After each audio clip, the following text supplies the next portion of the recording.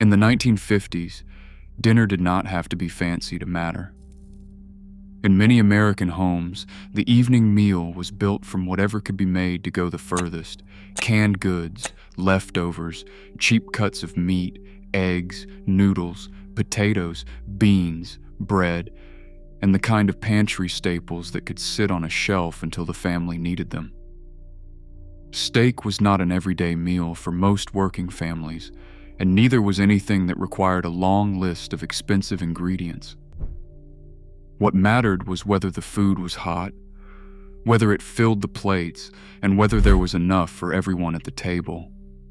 That is why so many of those modest dinners stayed in people's memories. They were not always beautiful, and some of them might look strange to younger generations now, but they were part of the rhythm of ordinary American life. A mother could look into a cupboard that seemed almost empty and still find a way to make supper. If you grew up in a house where grocery money was counted carefully, you probably remember at least one of these meals. One of the clearest examples of that 1950s kitchen logic was tuna noodle casserole. It could be made almost entirely from the pantry with egg noodles, a can of tuna, cream of mushroom soup, maybe peas, and sometimes crushed potato chips on top if there was a little extra effort. It was warm, filling, and inexpensive enough to feed a family from one baking dish. A small can of fish, once mixed with noodles and soup, suddenly became dinner for 4 or 5 people. For some families, tuna noodle casserole was comfort food. For others, it was simply what appeared when payday was still a few days away. Children might have pushed the peas to the side, and adults might have grown tired of seeing it so often. But almost anyone who remembers mid-century American kitchens remembers the smell of that casserole coming out of the oven. It was practical food, and in the 1950s, practicality was often what kept dinner on the table. Cream chipped beef on toast carried a similar reputation, especially in homes where someone had served in the military. Thin slices of dried beef were folded into a white cream gravy, then poured over toast until the bread softened under the sauce. It was not glamorous, and nobody at the table would have mistaken it for restaurant food, but it was hot, salty, and filling. Most importantly, it turned a few slices of bread and a small amount of meat into a full supper. That was the point of many cheap dinners from this period. The meat was rarely expected to stand alone. It was chopped, stretched, mixed into gravy, layered into casseroles, or served over bread, potatoes, biscuits, or rice. Creamed chipped beef made sense in a household where nothing was thrown away unless it had truly served its purpose. Meatloaf may be remembered today as a classic American dinner, but in many 1950s homes it was also a form of household management. A pound of ground meat could be mixed with breadcrumbs, cracker crumbs, oatmeal, onions, eggs, ketchup, or whatever else was available. The goal was not only flavor, it was volume. A good meatloaf made the meat go further without making the meal feel thin. That is why meatloaf held such a strong place on the family table. Served with mashed potatoes, canned green beans, and a little ketchup or tomato sauce on top, it felt like a complete dinner. If anything was left over, it came back the next day, between 2 slices of bread, as a cold meatloaf sandwich.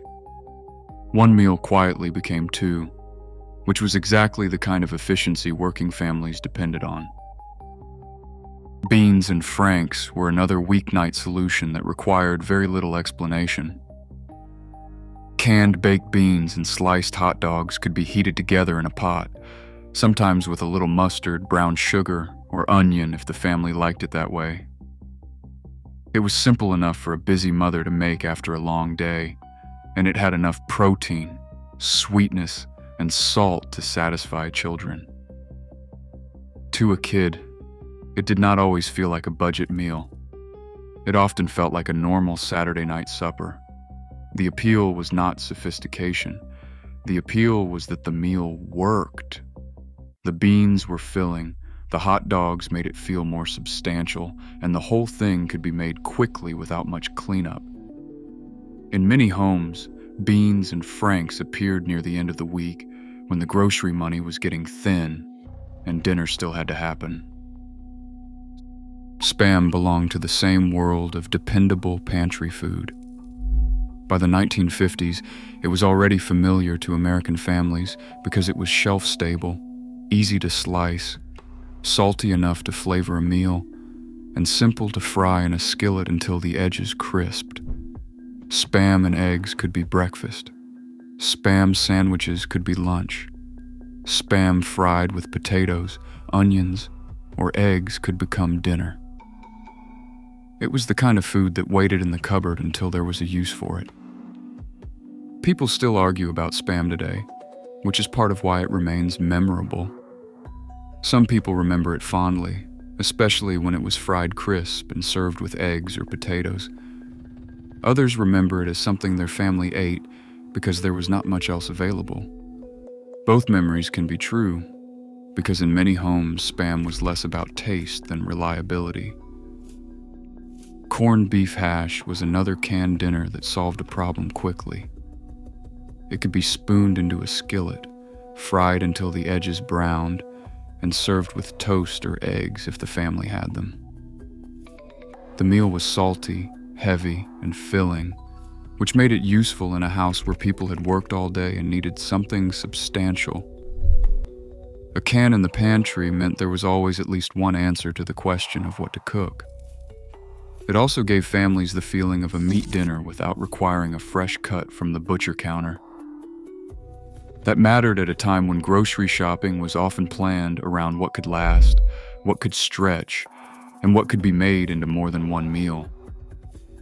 Corned beef hash may not have looked elegant, but it was dependable. For many working families, dependable was enough. Cream tuna on toast was a cheaper cousin of cream chip beef, and it followed the same basic principle. A can of tuna, a simple white sauce, and a few slices of toast could become supper with very little effort. Some families added peas, while others served it over biscuits instead of bread. It used the kind of ingredients many households already kept around: canned fish, milk, flour, butter, and bread. This was one of those meals that made perfect sense inside a 1950s kitchen. It was not exotic, and it was not trying to be. It was a way to make something warm from inexpensive ingredients that were already on hand. Some people remember it as comfort food, while others remember it as the meal that appeared when there was almost nothing else left. And both versions belong to the same story. Macaroni and tomatoes might have been even simple. A pot of elbow macaroni, canned tomatoes, salt, pepper, and maybe a little bacon grease, onion, or butter could feed several people for very little money. In some homes, it was served as a side dish, but in others, it was dinner by itself. It filled bowls, warmed the kitchen, and asked very little from the grocery budget. The strength of macaroni and tomatoes was that it could be made from shelf-stable ingredients. Pasta and canned tomatoes were easy to keep around, and they did not spoil quickly. A mother could make a full pot without needing fresh meat, fresh vegetables, or anything complicated. It was plain food, but plain food kept a lot of families fed. Hamburger gravy over toast came from the same instinct to stretch a small amount of meat into a larger meal. A little ground beef, flour, milk, salt, pepper, and toast were enough to make a plate feel full. The beef did not have to be served as a patty or a steak. Once it became gravy, it could cover bread, potatoes, biscuits, or rice. That transformation made a small amount of meat feel much larger. This was one of the quiet skills many home cooks understood without ever calling it a skill. Expensive ingredients were rarely served alone when they could be stretched through sauce, starch, and patience. A skillet of hamburger gravy could feed more people than the same meat cooked by itself. In a tight household budget, that difference mattered. Salmon patties were another common budget dinner, especially in families that relied on canned fish. Canned salmon could be mixed with egg, cracker crumbs or bread crumbs, and onion if one was available, then fried in a skillet until crisp. Served with potatoes, peas, or whatever vegetable was on hand, it felt like a proper meal. Fresh fish might have been expensive or hard to get, but canned salmon could sit in the cupboard until it was needed. People who grew up with salmon patties often remember the details more than the recipe. Some recall picking out the little bones. Some remember the smell of them frying in a hot pan. Others remember them as one of the few fish dinners their family ever had, especially when money was tight and the meal had to come from the pantry. Cabbage and sausage belonged to a slightly different tradition, but it fit naturally into the world of cheap, filling dinners. Cabbage was inexpensive, sausage added flavor, and potatoes could make the pot go even further. Depending on the region and the family, the dish might have come from immigrant kitchens, farm kitchens, or working-class neighborhoods where simple ingredients had to do a lot of work.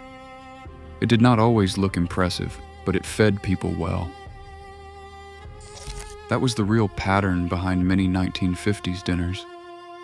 They were built around a practical kind of household math. 1 can became a casserole, 1 pound of meat became a loaf, a small amount of beef became gravy, and bread or noodles or potatoes made everything go further. This was not a trend or a lifestyle choice. For many families, it was simply how dinner was made. The meals on this list were not all loved equally, and not every family made every one of them.